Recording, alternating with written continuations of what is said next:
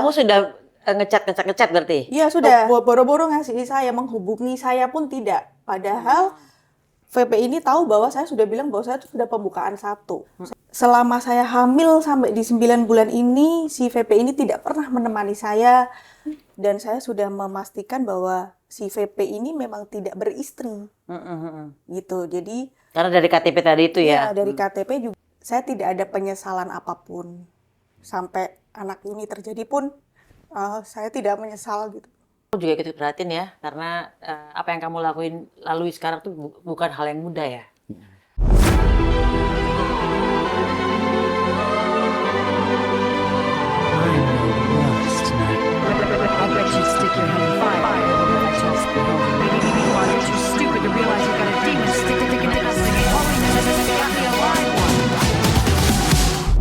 Hai guys, ketemu lagi di konten Maya Alul TV.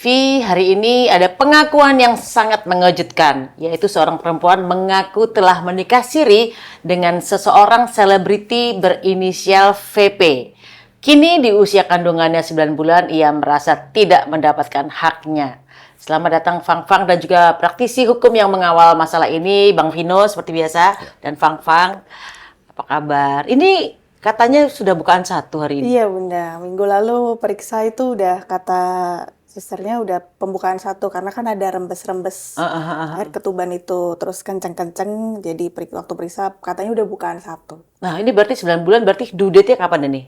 Tanggal melahirkan kalau dokter bilang? 17 Juli. 17 Juli. Iya. Oke, ini berarti Fang Fang kan jauh dari Pati ke Jakarta. Berapa jam dari Pati ke Jakarta? 10 jam Bunda. Naik? Jadi dari Pati ke Semarang itu naik travel, dari Semarang ke Jakartanya naik kereta. Kamu dari Pati Jakarta dengan seorang VP ini berarti LDR-an dong ya? Iya betul Bun. Jadi selama ini saya memang tidak pernah tinggal satu rumah. Dan ketika ketemu itu biasanya kita ketemunya di tengah-tengah. Jadi kalau misalkan... Di tengah tuh mana? Bandung? Di Semarang. Jadi saya dari Pati ke Semarang, VP ini dari Jakarta ke Semarang. Gitu. Jadi karena kita memang dari awal pertama itu memang tidak pernah tinggal yang satu rumah gitu Bun. Oke. Sebenarnya kan kita banyak tahu track recordnya dari media nih ya. Kalau kita tahu image-nya kan seakan-akan percintaan VP ini sering jadi kontroversi ya kan. Kontroversi hati. Kontroversi hati. Is it true kontroversi hati? Kalau yang digambarkan di media ya. Tapi sebenarnya apa sih yang membuat Fang Fang ini takluk kemudian mau menikah siri bahkan sekarang mengandung anaknya VP? Oke, kalau misalkan di flashback itu sebenarnya dari awal itu pertama kali itu kalau dibilang ini saya juga takut gitu Bun. Karena kan kalau di media itu kan memang VP ini banyak kontroversi untuk masalah percintaan. Dari awal memang saya juga takut. Tapi ketika sudah dekat dan saya lihat ada keseriusan juga dari VP untuk menjalin hubungan serius dengan saya, misalkan seperti ketika ketemu dengan rekan kerja saya dikenalkan. Kalau misalkan kita sebagai wanita kalau misalkan dikenalkan kan seperti kita kok saya dikenalkan kan gitu Bun. Kayak dianggap gitu ya. Dianggap gitu. Jadi saya melihat bahwa karena hal itu saya merasa bahwa VP ini kok serius ya gitu. Apalagi VP juga mendatangi kedua orang tua saya, juga maksudnya meminta saya secara baik-baik. Itu jadi saya lihat keseriusan itu, jadi saya mau gitu. Bagaimana awal mula kenalan nih sebelum mau nih ya? Kenalannya dulu deh. Oke, VP ini kan tahun berapa, di mana? Saya sebenarnya kenal itu sudah dari tahun kemarin. Oke. Jadi karena saya domisili tinggal di Pati, waktu itu VP ini akan ada mengadakan acara di Pati ceritanya Bun. Jadi sering bolak-balik ke Pati, akhirnya kita ketemu di situ dan kenalan di situ. Di Pati karena saya tinggal di Pati dan VP ini memang waktu itu kan sering ke Pati, datang ke Pati gitu. Akhirnya terus kita ketemu. Langsung ditembak gak? Ditembaknya setelah sebenarnya nggak ditembak sih Bun, cuman kadang kalau misalkan di ngobrol-ngobrol gitu mau nggak kalau aku panggil sayang gini-gini gitu Bun. Awal mula ya takut juga, tapi ketika sudah ngelihat ketemu beberapa kali dan melihat keseriusannya, tadi saya dikenalin oleh teman-temannya, dikenalin ketika dia bekerja, dikenalin dengan rekan kerjanya. Saya lihat juga kan biasa kalau misalkan nggak serius kan nggak mungkin saya dikenalin Bun. Jadi saya mikir dari situ, berarti memang ada serius gitu. Akhirnya saya mau gitu. Jadi waktu dikenalin itu sudah jadian atau belum jadian? Kalau teman biasa dong, kenalin teman gue gitu kan. Udah, soalnya waktu dikenalin itu manggilnya misalkan saya di sini, terus VP-nya di sana, manggilnya sayang sini aku kenalin gitu, Bun. Oke. Gitu. Kalau zaman sekarang kan kayak jarang mau nggak jadi pacar? Gue kan jarang gitu, Bun. Jadi ketika dia sudah manggil saya sayang, terus kita mau nggak serius gitu ya, saya pikir kita udah jadian gitu, bukannya kayak misalkan kalau anak zaman dulu kan ada yang namanya nembak ini, Bu. Nah, Kamu mau nggak jadi pacar saya? Ini iya, nggak ada berarti ya? nggak ada, cuman terus tahu-tahu Panggilnya ya, sayang. serius sayang, iya gitu ya. Kita sebagai wanita kan kita udah dipanggil sayang, terus dikenalin itu ya, saya menganggapnya bahwa dia serius gitu. Ini berarti sebentar, kalau misalnya kamu orang yang mudah jatuh untuk hanya gara-gara dipanggil sayang, apakah ada background sebelumnya yang memang membuat kamu kayak kayak seperti oase yang di padang gurun yang tiba-tiba dapat air, tiba-tiba kamu langsung jatuh hati? Kebetulan kan saya pernah gagal menikah, Bu. Nah, pernah gagal menikah juga. Di pernikahan yang sebelumnya juga tidak ada sesuatu hal yang menurut saya mungkin mantan suami saya kurang romantis, kurang pengakuan dan lain sebagainya. Begitu dihadapkan dengan seorang VP ini yang gombal gitu ya? Tahu-tahu ketika ini saya dikenalin, apalagi saya lihat VP ini bukan orang biasa kan, Bun. Untuk memperkenalkan seseorang ke orang lain itu kan bagi saya, kok ini orang kok memperkenalkan saya ke orang lain gitu. Jadi bagi saya itu suatu kayak kehormatan buat saya bisa diperkenalkan, apalagi waktu memanggil saya juga panggilannya dengan sayang sini, berarti kan orang yang diperkenalkan kan ini berarti pasangannya. Karena kan kalau misalkan kita tidak dipanggil sayang, misalkan lu sini gitu, biasa kan temen, tapi ini kan waktu manggil sayang sini ya, kayak gitu kan saya merasa di depan orang yang rekan kerjanya saya dipanggil sayang, berarti saya diperkenalkan sebagai pasangannya gitu. Oke. Saat pernikahan siri itu ya, apakah itu juga sudah diketahui dan direstui keluarga dari dua belah pihak? Jadi kalau untuk keluarga saya sudah, karena dari sebelum pernikahan juga VP ini ada meminta izin kepada orang tua saya bahwa akan menikahi saya. Tapi untuk dari keluarganya VP sendiri, saya kurang begitu paham, Bun. Tapi saya pernah ketemu. Jadi saya pernah ketemu dengan keluarganya, tapi saya kurang tahu bahwa keluarganya ini sudah tahu atau belum kalau saya menikah. Nah, pada saat kamu ketemu keluarganya VP, dipanggil sayang juga nggak? Pada saat ketemu sama keluarganya, saya di sebelahnya juga. Jadi kayak biasa aja gitu, Bun. Jadi ketika di sebelahnya juga dia manggilnya juga biasa aja. Sayang atau ya, bukan? sayang. Oh, sayang juga. juga. Karena kita nggak ada panggilan lain selain manggil itu. Oh, dia lupa namanya. Mungkin dia cuma tahu semuanya panggil sayang. Jadi biar gampang. Yang ini GR ternyata. Oke, gimana reaksi VP waktu tahu kamu hamil? Dia happy sih, Bun. Karena dari sebelum tahu saya hamil, dia juga sudah menceritakan, maksudnya bukan menceritakan ya, bilang ke teman-teman itu, bilang pengen deh punya anak sama Fafang gitu. Jadi ketika tahu saya hamil, dia senang sekali karena dia kan di beberapa kali interview dia kan sebenarnya sudah nge-spill ini, Bun. Deket sama orang Tionghoa gitu kan, ada tuh di interview beberapa kali, deket sama orang Tionghoa, terus pengen punya anak Cina gitu. Nah, setelah tahu saya hamil, dia seneng karena dia memang pengen punya keturunan dari bangsa-bangsa agama. Dari Cindul lah ya, dari Cindul. Oke. Terus oke. Nah, selama kehamilan nih kan sekarang kamu merasa bahwa kamu tidak didapatkan haknya ya tadi ya? Nafkahnya, oke. Selama hamil nih, sejak kapan sih mulai dia menjauh gitu? Jadi kalau misalkan dia menjauh itu, saya merasanya ketika hamilnya sudah mulai agak besar. Jadi saya ngerasanya setelah Lebaran itu sudah mulai agak kurang dekat, gitu, Bun. Jadi ketika kan biasa kita istri, walaupun saya posisi di Pati, kan saya pengen dijengukin oleh suami saya. Nah itu kadang tuh kita ambil posisinya di tengah, bukan yang dia terus sayang yuk ketemu atau gimana, bareng jalan-jalan gitu, nggak. Jadi kayak dia ada pekerjaan, akhirnya saya disuruh samperin gitu. Jadi kayak saya merasa kok kamu nggak mau yang memang benar-benar ketemu saya, meluangkan waktu buat saya, Terus kayak kita memang kayak layaknya seorang keluarga lah, Bun. Layaknya seorang wanita diratukan. Iya, nah itu nggak ada gitu, Bun. Jadi kadang tuh ketemu itu cuman semalam, habis itu udah. Kadang ketemu cuman semalam, habis itu udah gitu loh, Bun. Jadi kayak nggak ada yang, yuk ya kita main pergi ke sini atau gimana. Nggak, jadi dia pasti ada suatu pekerjaan, akhirnya saya disuruh Nyamperin. untuk samperin Oke. gitu. Jadi kamu capek ya pada akhirnya? Iya, pada akhirnya kan maksudnya kalau misalkan kayak saya merasa kayak bukan kamu ke Semarang itu bukan mau ketemu sama saya, cuman kayak saya tuh merasa kayak kamu ada sesuatu di Semarang, akhirnya saya disuruh samperin kayak ya biar ada ketemu sama bini gua gitu. Tapi sebenarnya bukan karena saya pengen tahu tuh saya punya istri nih di sana, pengen saya samperin, bukan seperti itu. Jadi saya merasanya kayak apa ya, Bun, bahasanya kayak hanya dibutuhkan ketika dia ada sesuatu aja di Semarang gitu. Oke. Seperti apa tuh? Kamu bilang dia hanya menghampiri kamu pada saat dia membutuhkan sesuatu di Semarang. Sesuatu itu apa? Iya kan layaknya suami istri ya, Bun ya. Kadang itu hanya seperti itu, terus abis itu kan Maksudnya tidur gitu? ya hanya tidur. Terus kita kadang ketemu juga cuman malam doang. Habis itu paginya dia udah aktivitas lagi. Besoknya saya udah pulang, apalagi saya posisi hamil kan. Kadang kalau cuma sehari-sehari kan capek ya, Bun, gitu. Tapi kalau misalkan posisinya pas saya di Pati gitu, nggak pernah yang punya inisiatif, aku ke Pati ya atau apa gitu, nggak ada, belum.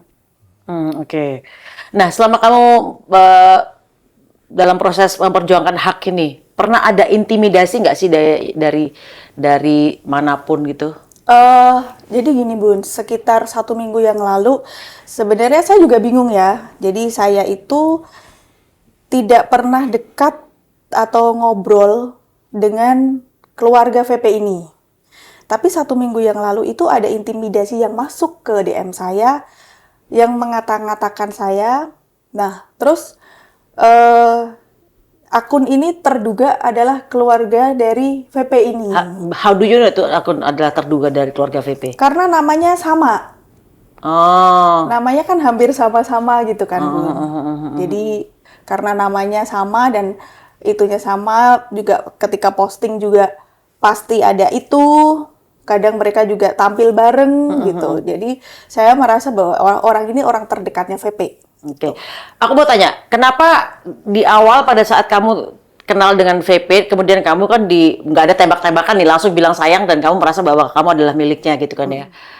Apakah kamu tidak cek background misalnya, ini sudah punya istri atau sudah kalau udah punya anak lah ya, udah punya istri misalnya gitu, atau punya wanita lain lagi gitu misalnya, kita nggak tahu ya, dugaannya seperti itu. Jadi gini, waktu pertama kali ketemu itu, saya kan lihat di infotainment dulu pasti kan, Bu, di backgroundnya dia seperti apa.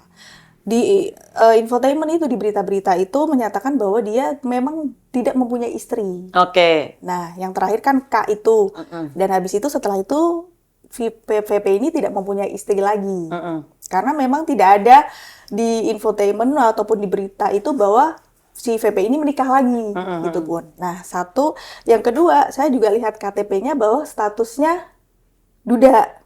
Oke. I see. Nah, di KTP juga statusnya duda. Jadi, karena di KTP statusnya duda, saya kan, berarti memang VP ini tidak mempunyai istri, gitu, Bun. Nah, habis itu saya juga menanyakan secara lisan waktu itu, kamu emang nggak punya pasangan lain gitu? Nggak ada. Memang posisinya aku lagi mau fokus di pekerjaan. Jadi aku tidak lagi dekat dengan siapapun. Lagian kan kalau misalkan aku dekat dengan orang, pasti kamu denger. Karena kan saya public figure dia gitu. Ya kalau saya pikir ya make sense juga, Bun. Jadi kalau misalkan, kalau misalkan dia dekat sama orang, pasti kan saya dengar dia dekat sama. Nah, waktu itu memang dia tidak ada posisi dekat dengan siapapun di infotainment. Dan saya sudah memastikan itu dari KTP, terus dari ini juga dia bilangnya juga duda. Jadi saya juga kan nggak mau ya, Bun, kalau misalkan dekat sama suami orang. Nah, akhirnya ya udah, karena hal itu saya mau. Gitu. Oke. Saat ini yang paling Fang perjuangkan tuh apa? Ini kan hamil nih ya. Iya. Oke. Apa yang membuat sekarang Fang ini mau untuk ngomong ke publik nih? Apa yang mau diperjuangkan nih? Sebenarnya gini Bun, yang saya mau perjuangkan satu adalah hak anak. Yang selama ini ketika saya meminta itu saya seperti harus mengemis. Jadi kayak saya tuh capek gitu Bun, kayak meminta setiap bulan harus mengemis dulu. Saya yakin kalau misalkan dia seorang ayah yang bertanggung jawab terhadap anak yang ada di dalam kandungan saya, dia pasti mengerti kebutuhan anaknya apa. Tapi setiap bulan itu tidak ada yang seperti, oh iya ini sayang saya kasih begini-begini, itu tidak ada. Jadi saya harus Uang persen dokter dikasih nggak? saya harus minta dulu Bun. Oke. Jadi saya harus minta, kadang iya besok ya, kadang besok. Jadi saya harus tiap hari harus meminta. Kadang saya kontrol dulu, iya nanti saya ganti gitu. Jadi hal seperti itu lama-lama bikin saya capek Bun. Nah, terlebih yang bikin saya gongnya adalah minggu depan saya sudah lahiran dan sampai detik ini pun saya belum ada beli keperluan untuk baby. Jadi kemarin saya memang beli itu hanya untuk yang dibawa pulang ke rumah sakit. Jadi kan kalau kita pulang dari rumah sakit kan Ada kita bawa bajunya. tas. Ya, karena saya cuman hanya bisa membeli itu. Tapi untuk selebihnya kayak misalkan kayak box bayi atau dot atau apa itu memang saya belum ada beli hal itu karena ya saya sudah meminta tapi si VP-nya ini belum memberikan. Bukan belum memberikan, tapi tidak bisa dihubungi. Betul? Saya sudah meminta tapi tidak dibalas Bun. Oke, berarti Iya. kamu sudah ngecat berarti, Iya sudah. tapi nggak dibalas. Telepon? Janjinya sih waktu itu bilangnya Senin kemarin. Waktu yang kemarin-kemarin bilangnya iya nanti saya kasih, iya sampai gongnya bilangnya Senin kemarin mau dikasih. Tapi sampai hari ini pun tidak ada walau boro-boro ngasih saya, menghubungi saya pun tidak. Padahal VP ini tahu bahwa saya sudah bilang bahwa saya sudah pembukaan 1. Saya kan berharapnya saya gimana, maksudnya perutnya gimana atau apa gitu kan, namanya seorang istri yang lagi hamil 9 bulan, apalagi saya sudah pembukaan 1, harusnya kan kita sudah tidak posisi satu rumah dan kita juga posisinya juga selama saya hamil sampai di 9 bulan ini, si VP ini tidak pernah menemani saya. Maksudnya kita kadang kalau misalkan orang hamil wanita ya Bun, kadang kan pengen diperhatikan suami, pengen suami ada, dan itu juga tidak ada. Saya pengen berharapnya itu VP ini ngerti kebutuhan anaknya. Ternyata setelah saya minta juga cuman hanya dijanjikan saja gitu Bun. Nggak, dijanjikan tuh dijawab atau enggak? Dijawab. Kapan itu terakhir dia yang jawab? Terakhir saya WA itu cuma dibaca aja waktu yang bilangnya iya nanti Senin saya kasih. Dia Itu bilang kapan gitu. terakhir ngomong Senin saya Kalau kasih tuh? nggak salah Jumat Bun. Jumat itu Berarti dia masih ngejawab dia masih, Masih, tapi sebenarnya belum apa tuh realisasi untuk transfernya belum ya berarti tapi ya? saya minta itu sudah dari jauh-jauh lama Bun. Karena kan namanya kita lahiran itu kan nggak mungkin yang 1 minggu langsung beli keperluan gitu kan. Memang maksudnya kita kan lahiran nggak tahu besok saya tahu brojol kan, kita juga tidak bisa memprediksi gitu Bun. Tapi saya minta itu sudah dari 3-4 bulan yang lalu. Saya minta, sayang ini tolong dicicil, kalau misalkan nanti di belakangnya langsung brek banyak, nanti kan banyak tuh dicicil. Ya nanti aku kasih nanti, tapi begitu terus Bun. Oke. Hingga pas waktu itu terakhir benar-benar saya sudah capek itu dia bilang Senin nanti aku kasih. Oke, masih saya tunggu. Sekarang hari Rabu. Dan sampai detik ini pun si VP ini tidak ada sekalipun menghubungi saya. Oke, aku sebelum kamu lanjutkan ya, saya dengar nih, saya kan survei kamu nih ya, bukan survei, mencari tahu nih kamu ya. Bukan dengar ya, dengar dari orang nih ya. Katanya kamu sampai nutup, kamu kan sebenarnya punya pekerjaan sebelumnya nih. Iya. Apa punya klinik? Punya salon. Punya salon. Iya.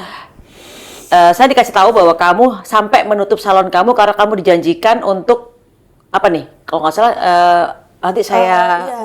Jadi kan saya punya usaha di Pati Salon. Nah, waktu itu tahun lalu waktu saya sering mengikuti VP ini bilang ke saya, udah salonnya intinya kamu ikut aku aja, karena kan di Pati itu usaha seberapa maksimal sih untuk dapat uang gitu. Akhirnya karena saya berpikiran bahwa oh iya benar juga kalau misalkan saya ikut mungkin barangkali bisa mendapatkan hasil yang lebih maksimal lagi karena saya kan tulang punggung keluarga juga Bun. Anak-anak saya kan sebelum dari pernikahan saya sebelumnya saya punya 2 anak. 2 anak saya ikut saya, kedua orang tua saya juga sama saya. Jadi kan beban semua ada di pundak saya. Nah, saya berpikirnya oh memang waktu itu memang omset di Pati itu hanya bisa untuk kita makan sehari-hari. Tapi kan kita juga pengennya oh saya pengen bisa beli rumah inilah. Dia bilang kalau kamu ikut saya kan pekerjaan di kota besar itu akan lebih menjanjikan. Udah lagian juga ini saya punya banyak usaha gitu. Ya sudah karena saya ini memang pengen untuk supaya saya bisa lebih ini dalam mencari uang, akhirnya salon itu saya pasahkan ke pegawai saya. Akhirnya saya ikut dia kemana-mana untuk ya itu tadi Bun, kalau misalkan kalau dia kan jadinya nanti kalau aku ada usaha kamu tak masukin ke Perusahaanku. iya gitu. Nah ya udah terus akhirnya saya ikut. Akhirnya kalau misalkan salon nggak kepegang sama saya kan lama-lama omset tambah semakin turun. Karena biasa kan kalau ada orang yang nyalon, cicinya ada gitu. Kalau nggak ada, oh ya udah besok aja gitu. Kadang kan gitu Bun. Akhirnya lama-lama omset turun. Pegawai saya juga bilang, Cici ini sering pergi-pergi, ini salon omsetnya turun gitu. Terus habis itu dia menjanjikan bahwa udah nanti kamu pindah aja ke Semarang yang lebih besar. Nah, nanti salon juga pindahin aja ke Semarang, bilang gitu. Kalau di Pati kan hasilnya seberapa sih? Ya memang di Pati kan kota kecil kan, Bun.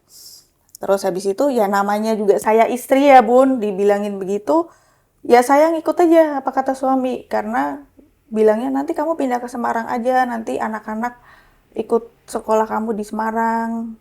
Terus habis itu nanti kamu mengelola usaha saya yang ada di Wonosobo, ada juga seperti itu. Nah, kenapa saya percaya?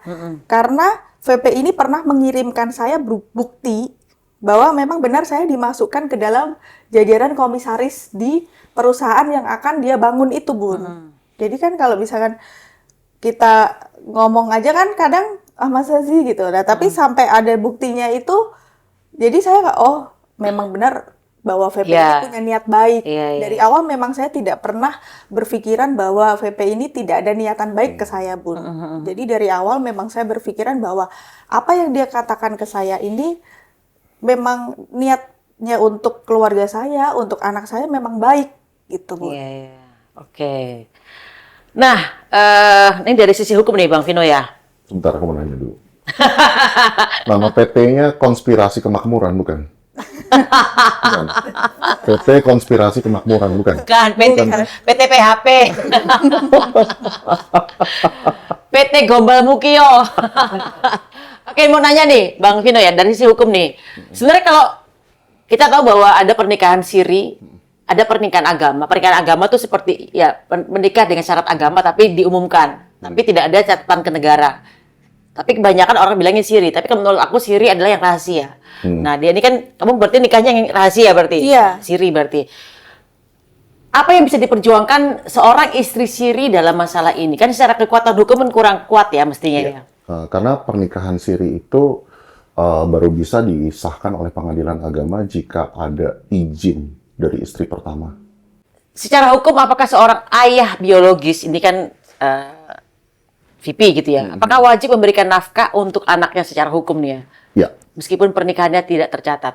Ya, dalam hal ini hak keperdataan anak yang dikandung itu ya itu tetap dilindungi oleh negara karena itu sudah ditetapkan oleh Mahkamah Konstitusi bahwa anak yang lahir di luar pernikahan atau yang lahir di dalam pernikahan yang tidak tercatat oleh negara itu tetap memiliki hak keperdataan untuk mendapatkan hak nafkah, disejahterakan, disekolahkan sampai dia dewasa.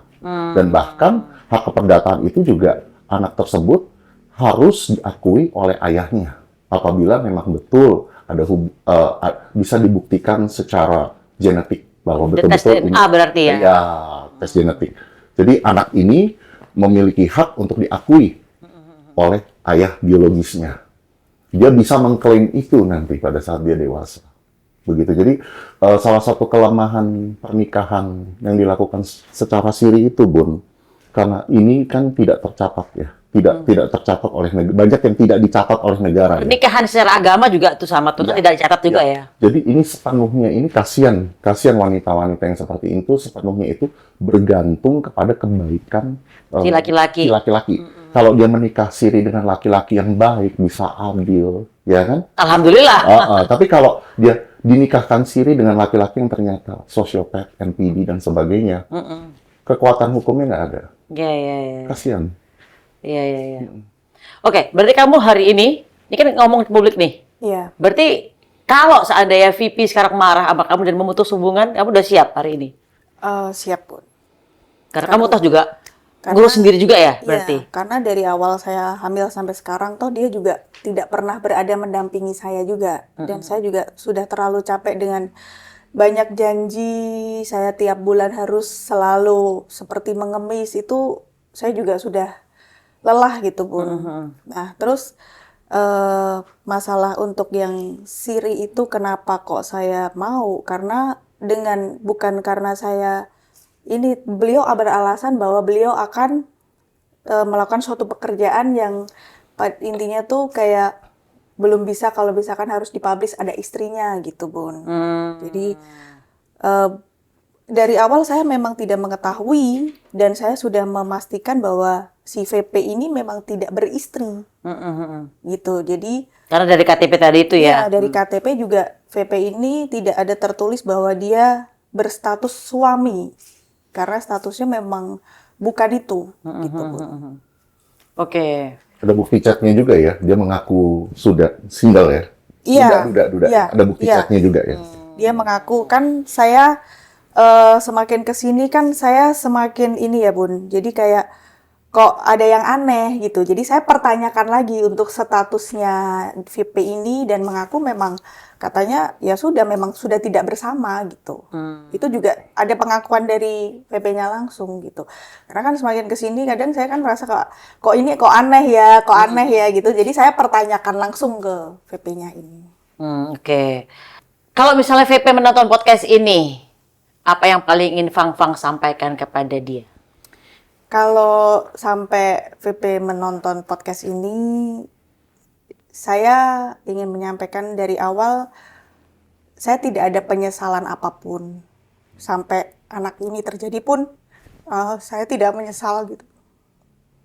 Tapi saya percaya bahwa saya tahu dia, kalau dia memang orang yang bertanggung jawab, tanpa saya harus mengemis dan meminta. Dia pasti tahu apa yang anak ini butuhkan gitu, Bu. Karena dari awal juga VP ini yang menginginkan sekali anak ini. Setelah anak ini ada, seperti dia menghiraukan. Tidak menghiraukan. Seperti dia seakan-akan menghiraukan. Oke. Seperti menghiraukan. Nafkah sampai saya harus mengemis. Padahal anak yang di dalam kandungan harus membutuhkan banyak nutrisi. Jadi karena saya sudah tidak mempunyai pekerjaan dan saya hanya menggantungkan nafkah hanya dari VP ini, dan nafkahnya juga cukup hanya untuk saya makan. Sampai saya juga beli buah. Enggak, maksudnya kan kalau anak di dalam kandungan katanya harus makan buah, harus minum susu gitu. Yeah. Saya sampai untuk minum susu, makan buah pun saya nggak kebeli gitu, Bun. Maksudnya kalau misalkan memang sampai detik ini memang VP ini belum sepenuhnya menghiraukan anak ini, keberadaan anak ini. Saya berharap ketika anak ini nanti lahir, VP ini bisa lebih memperhatikan lagi tentang hak-haknya anak ini. Tanggal 17, kamu diprediksikan Melahirkan. akan melahirkan Iya. dengan prosedur sesar. Iya. Sampai sekarang nih pihak keluarga masih kebingungan, Bun, soal biayanya. Karena dari VP pun juga sulit untuk dihubungi ya. Iya, tidak. Jadi kayak hanya berjanji gitu. Tapi kan dari janji-janjinya, kita kan namanya orang ada trauma ya, Bun. Dari semua janjinya aja belum ada yang saya nggak tahu mungkin akan ditepatin atau tidak, tapi sampai sekarang belum terrealisasi. Jadi ketika mau masuk ke rumah sakit itu kita juga mikir, Bun, iya nanti kalau misalkan dibayarin, tahu-tahu kalau nggak ada gitu, kita juga kayak kayak mau masuk kayak gimana gitu. Apalagi rumah sakit untuk membeli keperluan saja belum ada gitu, Bun. Jadi kayak kayak sebenarnya kamu tuh tahu nggak sih kalau minggu depan ini saya sudah mau lahiran yang keperluan bayi itu kan segitu banyak memang harus tersiapkan. Kenapa kok maksudnya oh ini saya beli ini dulu nggak ada seperti itunya gitu. Oke. Ini seandainya pertanyaan dibalik begini. Fang ini udah gak kerja nih ya kan? Terus tiap hari ngemis minta nanti kalau seandainya kamu diserang, kamu mata duitan gitu. Tapi kan itu hak, itu kan Iya. hak apa ya? Suami harus menafkahi istri ya. Iya. Kalau misalkan dibilang saya mata duitan, itu kan kalau misalkan saya meminta untuk keperluan, misalkan saya harus Shopping. beli baju, beli make up kan, Bun. Tapi kan ini untuk keperluan makan, untuk keperluan sehari-hari. Saya mintanya untuk keperluan, kadang tuh saya aku kirimin dong buat beli makan. Saya sampai ngomong seperti itu gitu, Bun. Karena apa namanya?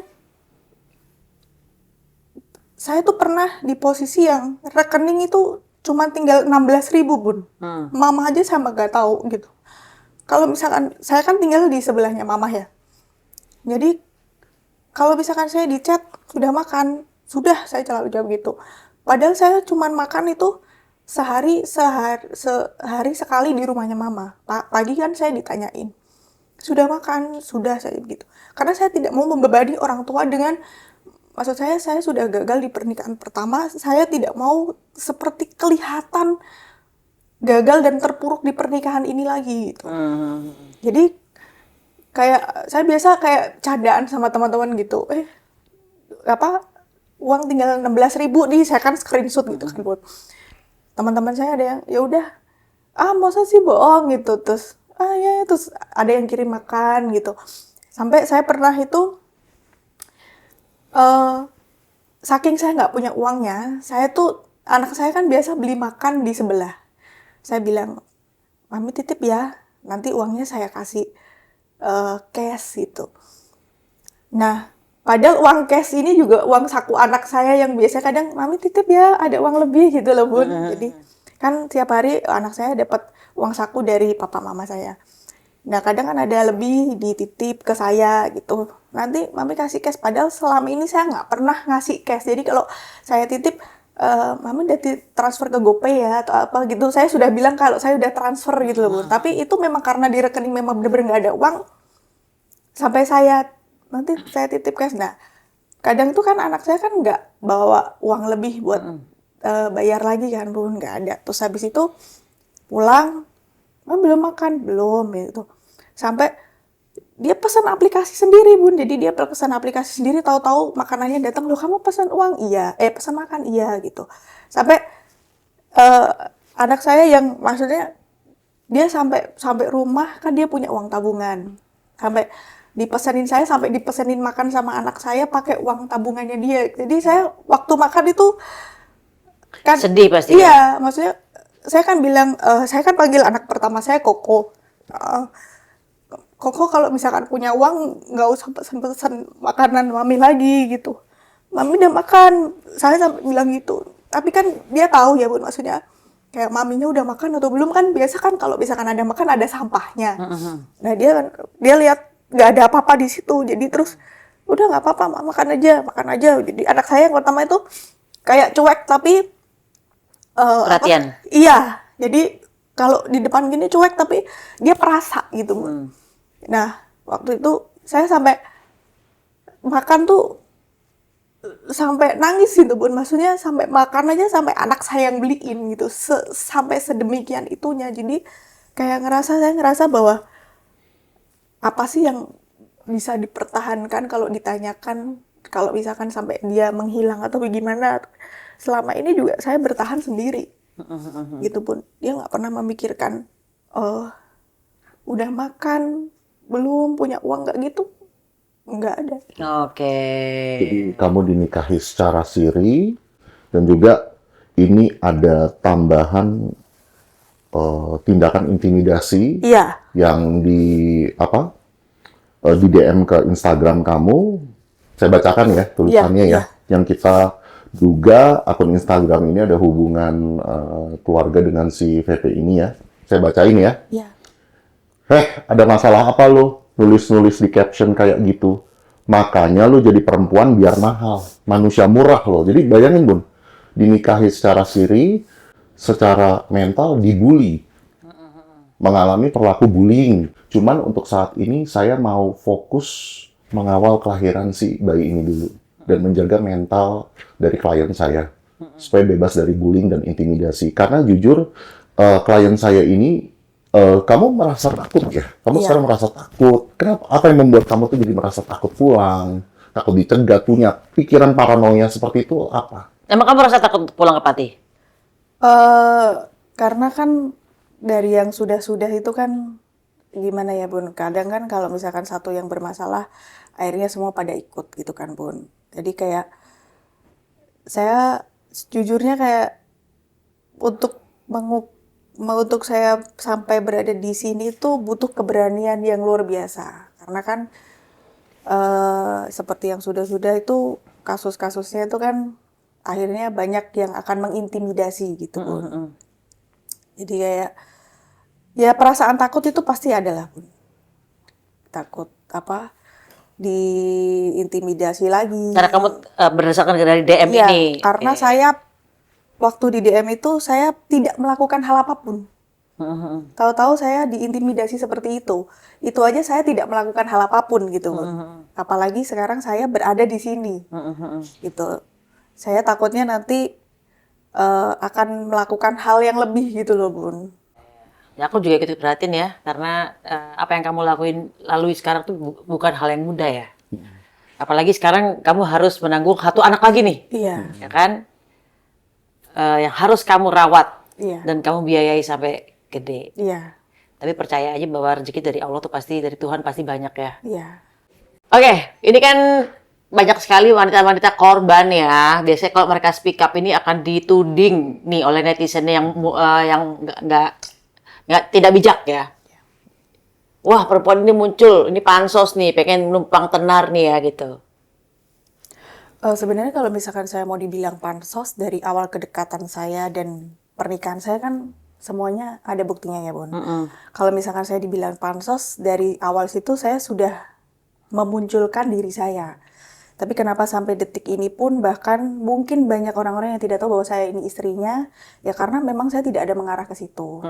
Nah, tapi kenapa kalau lama-lama saya kayak nggak kuat gitu Bun, karena satu saya tinggal di daerah yang pastinya kalau misalkan saya hamil kan pasti ditanyain siapa suaminya, orang tua juga pasti ditanyain oh siapa suaminya. Nah kalau misalkan buktinya ada kan kita bisa memunculkan buktinya ini suaminya ini semuanya. Nah tapi di beberapa interview si VPP ini ngomong bahwa saya nanti akan menikah di akhir 2026 gitu. Jadi kayak orang-orang masyarakat tuh, loh katanya kamu suaminya VP, kok dia bilang mau menikah lagi di 2026. Jadi kayak blunder gitu loh Bun. Nah padahal ketika saya nanya kenapa ngomong seperti itu, ya itu sebenarnya gimmick aja, bilangnya begitu. Nah terus saya juga kayak merasa aneh gitu Bun. Jadi semakin kesini itu saya kayak merasa ada yang ditutupin. Tapi jadi begini. Waktu awal itu kan saya memastikan bahwa statusnya adalah duda. Nah, tapi ketika seiring berjalannya waktu, kenapa yang dikata adalah mantan istrinya itu sering pergi dengan VP ini ketika dia ada acara, bahkan liburan keluarga, masih tetap ikut. Sedangkan saya merasa yang saya posisinya istri, bahkan tidak pernah diajak. Gitu pun. Kadang kan saya merasa, loh, kenapa jadi mantan istrinya yang diajak? Kenapa saya yang istri bahkan tidak diajak gitu? Jadi kayak saya merasa saya tidak tahu Di nomor dua kan lah ya. ya, saya tidak tahu pasti hubungannya antara VP dengan R ini seperti apa. Tapi setiap VP ini pergi ke mana, ada acara event apa, liburan keluarga, pasti ikut. Berarti kamu cemburu ya? Saya bukan cemburu, Bu. Iya dong, sebagai istri, kok aku di nomor 2 kan sebenarnya dia nggak pernah diajak gitu kan? Ya, kayak Itu wajar, itu lumrah. ya, tapi kayak aneh aja gitu, Bun. Kayak bilangnya kan statusnya sudah masing-masing.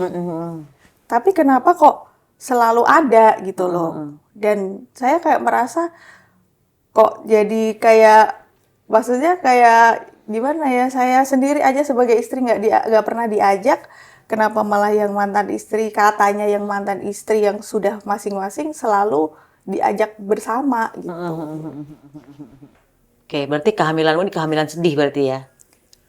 Ya, kalau sebenarnya kalau dibilang kehamilan sedih sih, sedihnya karena situasionalnya ya, Bun. Tapi kalau misalkan sedihnya karena ada dia, sebenarnya saya juga tidak mau bilang seperti itu. Maksudnya, saya tetap bersyukur dengan ada nyawa di dalam perut saya yang harus saya jaga itu, saya juga tetap harus bersyukur. Saya tidak mau mengatakan bahwa dia anak sial atau apapun. Saya tetap menerima anak ini sebaik-baiknya karena memang Tuhan sudah titipkan dia di perut saya. Jadi saya harus menjaga dia dari waktu Tuhan titipkan sampai besok besar, saya yang bertanggung jawab atas anak ini. Oke, ini kalau misalnya ini terakhir ya. Kalau mau menyampaikan terhadap wanita-wanita di luar sana nih, Fang mau kasih pesan apa? Ini kan kamu mengalami hal yang mungkin tidak sesuai dengan ekspektasi kamu. Iya. Apa yang pengen kamu sampaikan kepada wanita-wanita di sana yang mungkin boleh dibilang terlalu polos tentang cinta? Ya, jadi gini Bun, kalau misalkan ada yang mengalami di luar sana, mengalami hal yang serupa dengan saya, kalian boleh DM saya. Kalian boleh menceritakan, kalau tidak semua hal itu berani speak up, Bun.